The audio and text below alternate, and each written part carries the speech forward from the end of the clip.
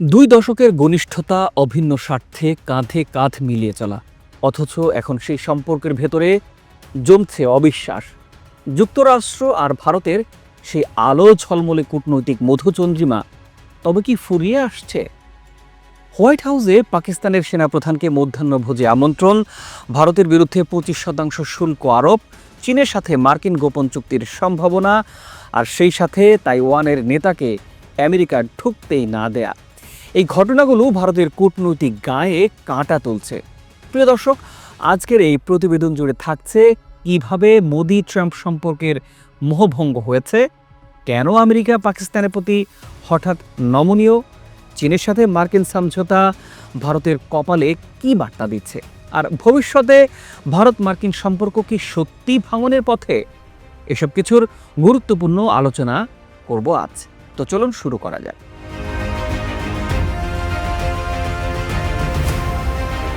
প্রায় ২০ বছর ধরে ভারত আর আমেরিকা মিলে চলছিল এক অভিন্ন কূটনৈতিক ছন্দে। নিরাপত্তা, অর্থনীতি, প্রযুক্তি সবখানে ঘনিষ্ঠতা ছিল দৃঢ়। কিন্তু সাম্প্রতিক কিছু ঘটনায় নয়াদিল্লির মুখে দেখা দিয়েছে উদ্বেগের রেখা। শুরুটা হয়েছিল পেহেলগামের সেই অস্থির দিনগুলোতে। ভারত পাকিস্তান সীমান্তে উত্তেজনার সময় মার্কিন প্রেসিডেন্ট ডোনাল্ড ট্রাম্প দাবি করলেন তিনিই দুদেশের মধ্যে যুদ্ধ ঠেকাতে বড় ভূমিকা রেখেছেন। একের পর এক বার্তায় তিনি এই দাবিকে সামনে নিয়ে এসেছেন, কিন্তু নয়াদিল্লি কৌশলগতভাবে তার এই বক্তব্যকে অস্বীকার করে।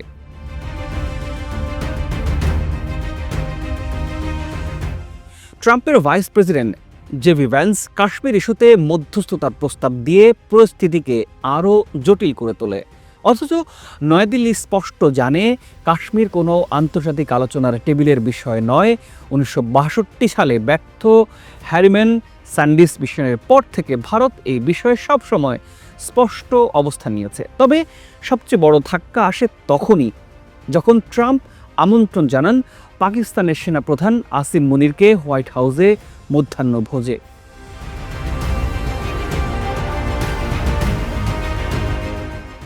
যুক্তরাষ্ট্রের ইতিহাসে এরকম সম্মান আগে কোনো পাকিস্তানি সেনা কর্মকর্তাকে দেয়া হয়নি।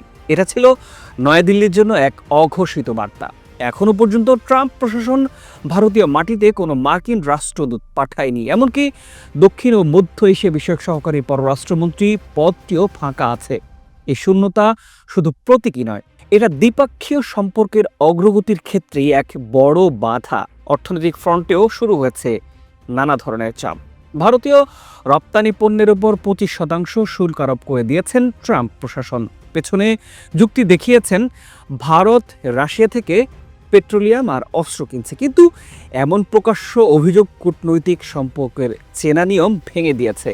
ভারত এতে কূটনৈতিকভাবে চাপা পড়ে গেছে, কারণ একদিকে ট্রাম্পের এই আচরণ, অন্যদিকে দেশের ভেতরে চলছে বিহারের নির্বাচন আর সংসদে পাকিস্তান ইস্যুতে বিরোধী দলের চাপ।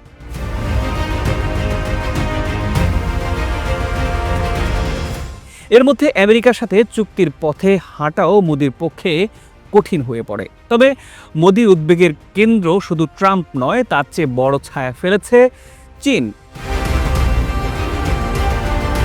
গত কয়েক সপ্তাহ ধরে হোয়াইট হাউসে চলে চীন মার্কিন বাণিজ্য চুক্তির আলোচনা। এমনকি ট্রাম্প ও শি জিনপিং এর মধ্যে শীর্ষ বৈঠকের আভাসও পাওয়া যাচ্ছে।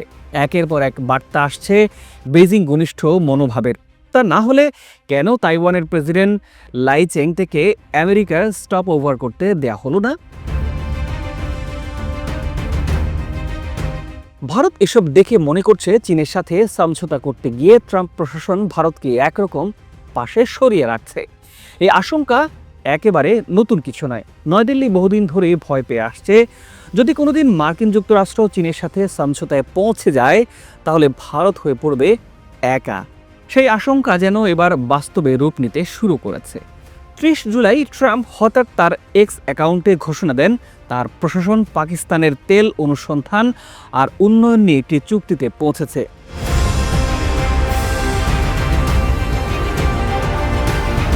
সময়ের বিচারে ঘোষণাটি ছিল বিস্ফোরণের মতো। এই চুক্তি এমন এক সময় এলো যখন ভারত আমেরিকার সম্পর্কে টানাপোড়েন চলছে।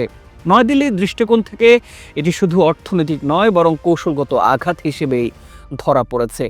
মোদি ট্রাম্প বন্ধুত্ব একসময় ছিল বিশ্ব কূটনীতির আলোচিত বিষয়, কিন্তু এখন মোদি হয়তো বুঝতে পারছেন সেই বন্ধুত্ব দ্বিতীয় মেয়াদে এসে রূপ নিয়েছে এক ধরনের অস্থির ব্যবহারে।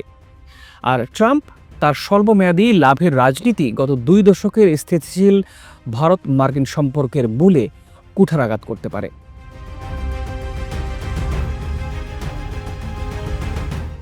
যদি তাই হয়, তাহলে এই ফাটল শুধু 2 দেশের জন্য নয়, পুরো দক্ষিণ এশিয়ার ভূ রাজনীতির জন্যও হয়তো হতে পারে এক বিপজ্জনক মোড়। এই সম্পর্ক কি টিকে থাকবে, নাকি মোহভঙ্গের পরিণতি হতে চলেছে ভাঙন? সময় বলে দেবে সেই উত্তরটা। কিন্তু এই মুহূর্তে নয়াদিল্লির মনে একটাই প্রশ্ন: যুক্তরাষ্ট্রের সাথে ভারতের মধুচন্দ্রিমা কি তবে শেষের পথে?